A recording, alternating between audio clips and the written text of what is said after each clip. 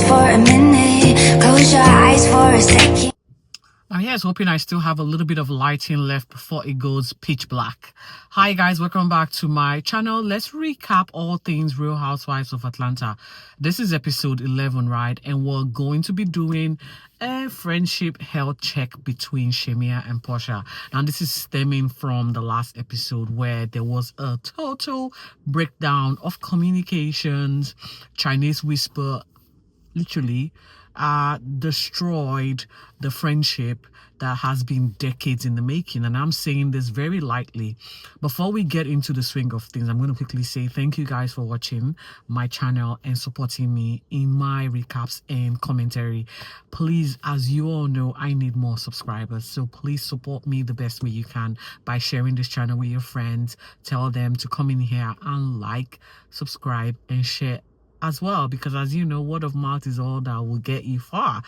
With that said, let's get into the drama that was it. So before we get into the health status of the friendship between Shamea and Porsha, we're gonna do a very quick family matter conversation, and this is between Charles, Angela, and Angela's family, as well as Kelly. So touch me to Kelly's and her daughter. Now, Kelly's and her daughter Chloe, I'm not sure what's going on there. Chloe is trying to be a grown woman and she's only 17. And there's no surprise there. Teenagers feel like they know it all. Her mom is teaching her how to drive, and she wants a BMW to compensate for her lack of driving skills, because her driving skills needs a bit more practice. And Kelly's is over there feeling exasperated, tired, frustrated that whatever she is teaching her daughter is definitely not sinking in.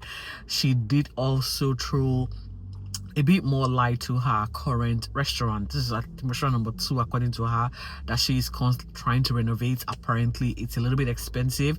Now, I did share that we got some intel with regards to where the status of her restaurant is. Apparently the landlord was suing her for unpaid back rent, and here she is just giving us like a brush off to say, oh my god, things are expensive, I'm not sure how I'm going to renovate this. However, the daughter is already banking on being a bona fide employee of hers to be able to fund her BMW car payments.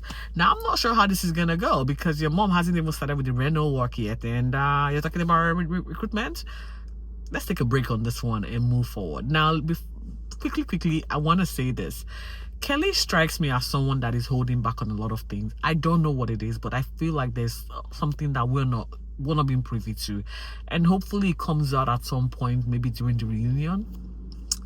Angela and Oakley, they are giving I don't know, this is a loveless marriage, and I am not saying it kindly, because I know the struggles, you know, married couples and relationship, you know, go through. But between Angela and Oakley, they've been married for 10 years if I'm not mistaken, but this particular dynamics in their relationship feels like it needs a little bit of health check too. Like, there is no romance. The romance is dead. You can pretty much see Angela trying to literally beg her husband for some affection.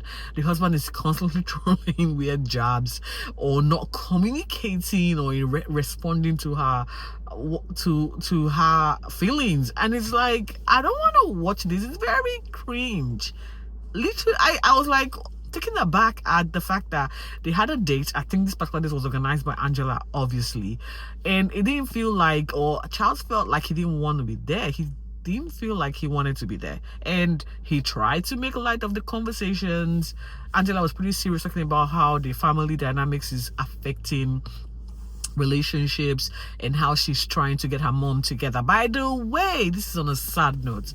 Angela lost her mom not too long, couple of days back now, and it is quite ironic because on this particular episode we finally get to meet her mom, Lady Margaret. And you know what, sad as it is, I hope they were able to mend fences before, you know, her mom passed, and I hope Angela is doing well given the loss that she is currently experiencing. May her mother's beautiful soul rest in peace. And this is exactly why family matters. It's such a dynamic situation that you just have to not let it fester. because as it festers, it becomes impossible for peace to reign. Now, Charles, from what we can tell, because following the sit down between Angela and her husband, Angela sat down with her mom, and we then found out that the mom is actually moving out or from the house Angela supposedly got her to a new place, which I think there is a particular person that's being censored. Maybe it's Angela's sister. I don't think they see eye to eye at this point, because each time she calls her name, Bravo censors that particular conversation. So it looks like the sister has gone on now to move the mom somewhere else, and this all stems from the relationship between Angela's daughter, and her mom and sister. So looking back, I mean, this whole thing happened sometime, given how long this whole thing had aired, it's been a while. It's been festering. There's now financial matters that is causing rift left and right, and then there's also the young girl who feels like she knows it all and disrespecting her grandparents. So the mom is sort of happy that she's moving on from Angela and not wanting Angela to be responsible for her anymore. She seems happy about that. She did bring up the situation with regards to Angela's husband Charles, how their relationship is not, in the best place. It's a little conflating, because I don't know how all of this is happening behind the scenes. We're only getting Chinese whisper sort of conversations, and I don't want to add to it or take away from it, because this woman is no longer here with us, and I am literally telling myself, I hope that Angela was able to mend fences with her mom before this particular situation aired for us to watch. We move on from Angela and her family matters to Angela sitting down with Porsha and Cynthia to have a debrief session with regards to the Pampered by Porsha event. Now, they went bowling. I would say there was a lot more fun had than there were conversations relating to Porsha's friendship and how it's sort of on knife edge. We did hear Porsha talk about the dynamics between Simon and her ex-husband, by the way, and the daughter. Now, I think Porsha has said this earlier on at the start of the season, and she's repeating the exact same thing. I just think Porsha should not use the daughter as bait to try and get sympathy from us. Honestly, it's sad. It's a sad situation. I can understand how emotionally draining it is for her to be going through this divorce. However, Porsha, you did this to yourself. You called this off, and for some reason, you just need to face it. Face it the best way you can. And I'm not sympathetic to this. I'm not. If the relationship had lasted a long time than the 2 years that it did, I would have something to say, but I'm just gonna leave it there. Now, they did bring up the Shamea and Porsha dynamics. Now, Cynthia had a sit down with Shamea where they brought up, the conversation that happened about Porsha. Now, Shamea is saying that, again, Chinese whisper has come to play. Shamea said what she said wasn't exactly what was relayed back to Porsha. And she feels the girls are constantly, are questioning the friendship Porsha is displaying as to what Shamea is also relaying back to the girls, because they feel like Porsha isn't showing true friendship. And there was a conversation that was had. We witnessed a conversation between Porsha and her mom where the mom was like, be wary of Shamea. Now, we then have now come to find out that there's been a history of should I say a decades-long friendship, and this is between Shamea's mom and Porsha's mom, and that is also relating to Porsha and Shamea. So the history of this friendship is, it's sad to say we are dissecting history here, and I don't want to take it for granted how relationship and how communication, conflicts, how it impacts on things. And I feel like these people just need, again, a health check to navigate, to understand where they are at and meet each other in that way. Because we don't need to know all of the nuances. That is their family matter. We don't need to know. there is so much at stake, and that is the history of their friendship. And I hope for Porsha and Shamea's sake, they can fix it. Because what Porsha did over the weekend, coming online to literally blast Shamea after wishing her happy birthday, was just very low. Porsha was like, don't talk about my mom. But like, you did not even wait to watch the episode proper to see exactly what she said. And here you are bashing her on the internet. I'm like, girls, how much is the check worth that you're going to just have your friendship for decades go to ruins? Now, while Cynthia can understand the dynamics, we did not get to see or understand the full impact until Shamea and Porsha had a sit down. Now, in this particular sit down, I would say Shamea came ready. She came ready to have the conversation with Porsha. But I think Porsha, I don't know, would I say victimhood? Would I say trying to shy away from the conversation itself? Came in really meek, lukewarm, uninterested, very dismissive. And Shamea wasn't willing to sit on that. Shamea let the friend know, you're dismissing my feelings, you're not paying attention, you're not attentive, you're being very nonchalant. And I think when Porsha saw that the girl came guns blazing, she was like, okay, I'm gonna take a break. Of course, she did have all this teary emotional moment which she's been having lately.